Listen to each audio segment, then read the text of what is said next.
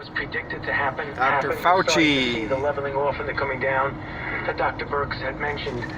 But it's important to remember that this is not the time to feel that since we have made such important advance in the sense of success of the mitigation, that we need to be pulling back at all. I was actually heartened by the fact that we've been talking about the New York, New Jersey, New Orleans, and other areas where they have really big spikes.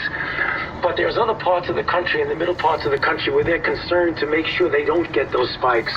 And I really want to salute the governors of states throughout the entire United States, but particularly in the central part of the country, because the governors, after you see us in these press conferences, and I've had calls over the last several days from several of the governors, you know, from Nebraska, Iowa, South Dakota, Utah. Just about an hour and a half ago, I spoke with the governors of Arkansas and Wyoming, who are really committed to make sure that they don't get into the situation where they're going to have spikes in their state. And they're doing the kinds of things that they don't get recognized because people don't talk about them much.